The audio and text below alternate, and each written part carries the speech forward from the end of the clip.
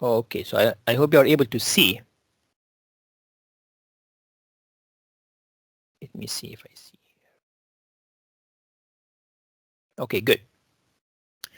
So assume I want to write a function, and here that's C++, and we will write different versions of the function swap. Okay, so assume I want to swap two variables,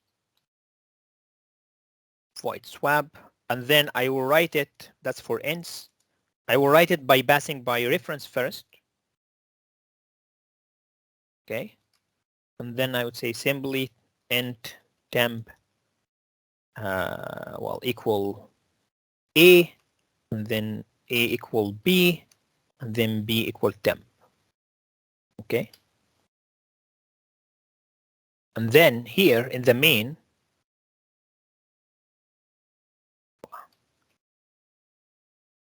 say let's define two variables, int x equal 3, y equal 4, and then swap. First of all, let me just print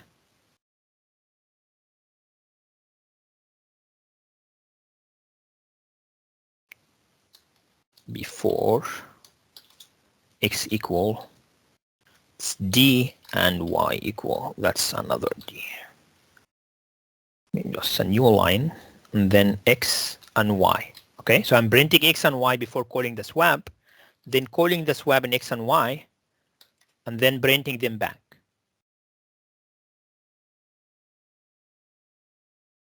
That's after. Okay, and let's see what do we get. First of all,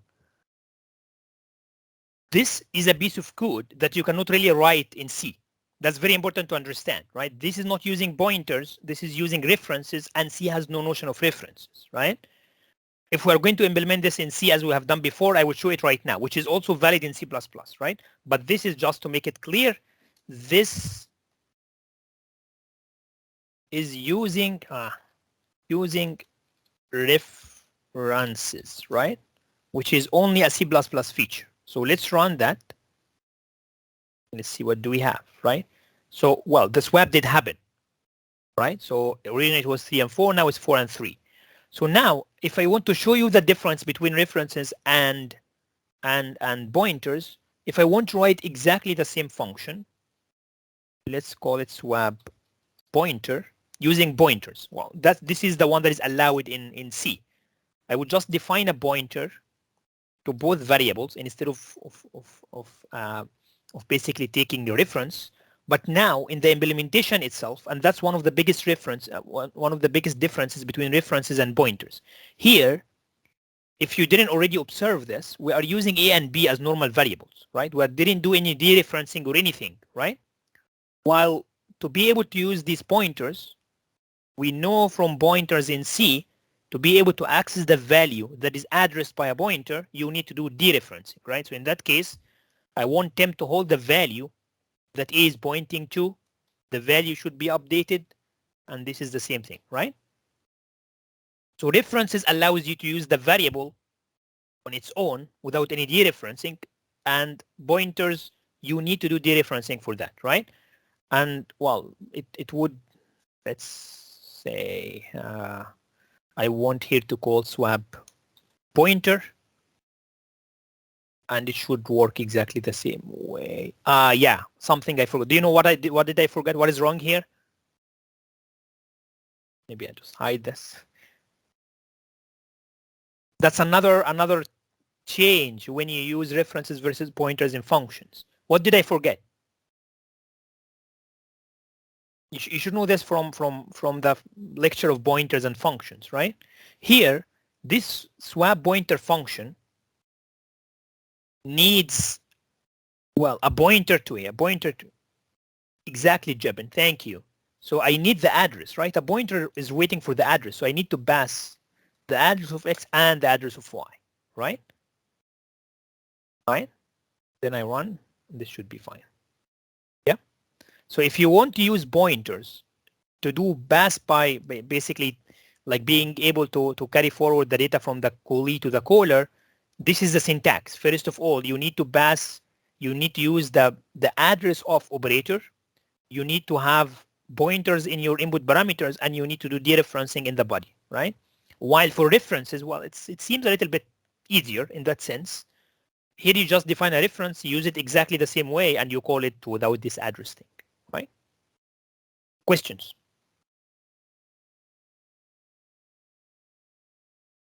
Need to pass the address to a pointer. Also need to include stdlib.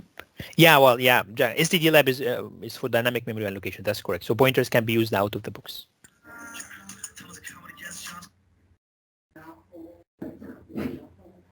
I'm a little confused by the include statement. Didn't we have to change that before for C++?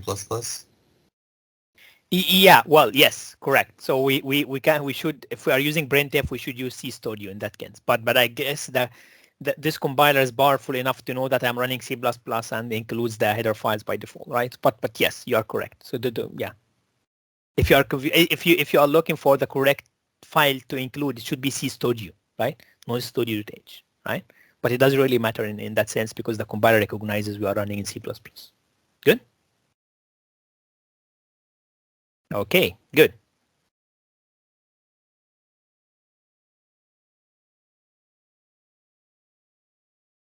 Okay, so going back to the slides.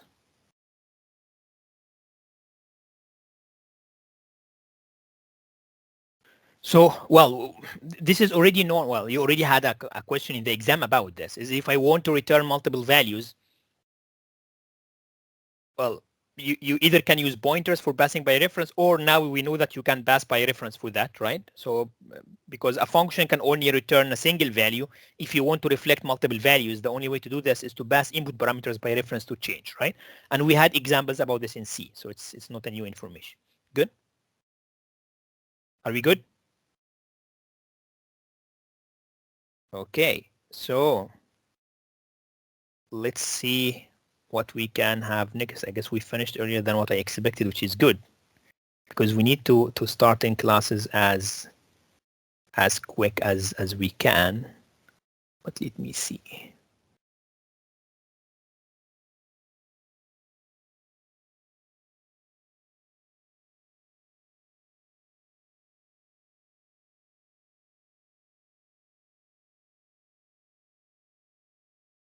Okay, so I guess I might need to refine a little bit those slides before I share them with you. So maybe you would owe me 7 minutes in that sense, and we finish early today for the very first time.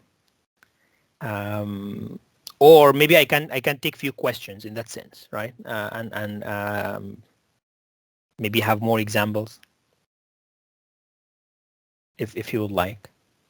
But basically the topic we're going to start is really a topic in its own. It's basically arrays versus vectors. It makes no sense to start in 3 minutes and then stop and then revisit this back again next lecture. So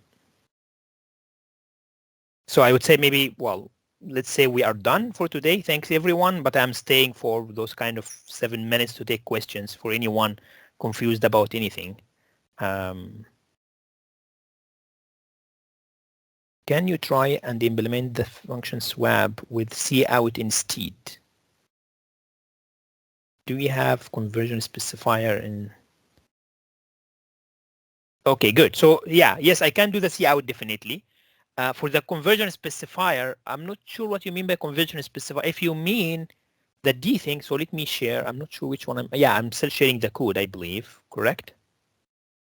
So you mean this thing, like you mean like the specifier for the type that you get? Yes, this is already inherited from C, right?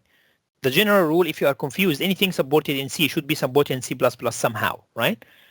To implement this with cout instead of printf, well, straightforward. Let's just comment this out, and let's do here. First of all, to use C out and cin, I want to include IOStream. And then maybe also using namespace std in order not to keep writing std in front of every single statement. And then here I would say cout, and then before, and then here, well, that's x as well, that's a string, right? The general rule in cout is really you want to kind of divide your stream into the different types. So the first until here. Professor, Sorry, we can't see your Professor. screen. Yeah, we can't see your screen. Oh, I'm not sharing the code. I thought We see the slides right now. Oh, okay. So my apology. Let me share from here again.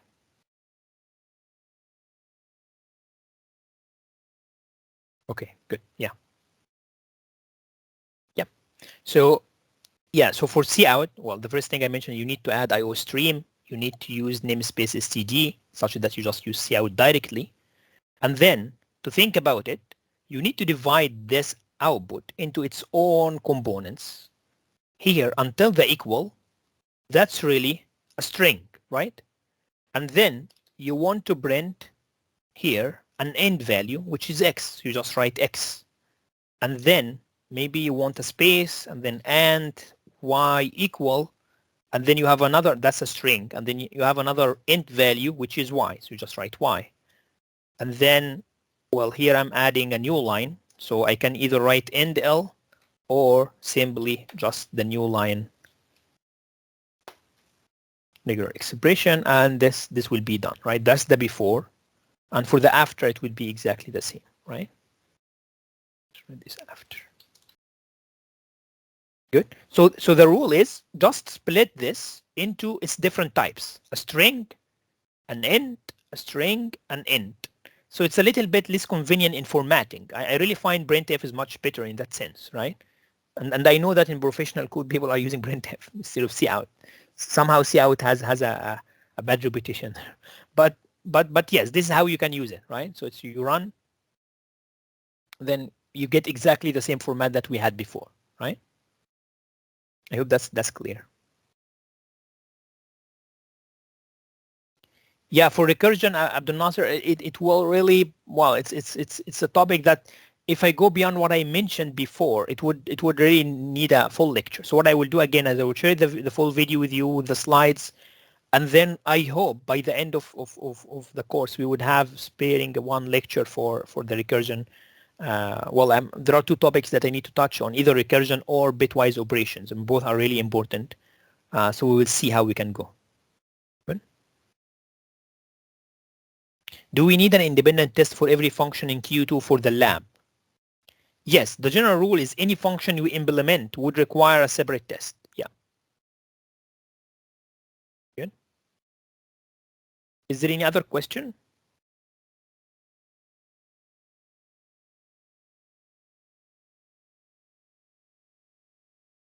Pass by reference changes the value of the variable in the memory. Yes, it changes the variable, the original variable in the caller, right? That's correct, compared to pass by value, which does not.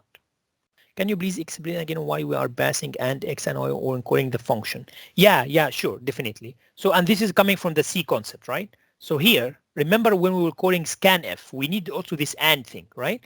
Because I want to pass the address of the variable such that it changes in the main, right? So here, this is the implementation and this is the main. The function takes a pointer to A, right? So it takes a pointer of type int. So pointer is basically holding an address, right? This is why we pass the address of x here, not x itself. If I don't have the and, there is now a type mismatch. X is an int while the function is expecting a pointer to int. If we run this, this is the error message we will get, right? Invalid conversion from int, which is x, to int pointer, which is this one, right? This is exactly what you get. This is why we need the and here to match the type and send the address of the variable to be able to change. Does this clarify, Tian? I hope that's a little bit clearer now.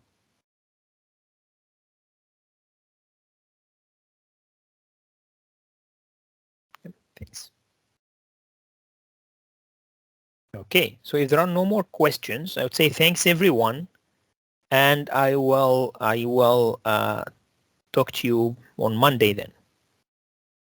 So for the one with the lab problem that he went to the office hours, are you still here? Let me see the name. The one with the file issue.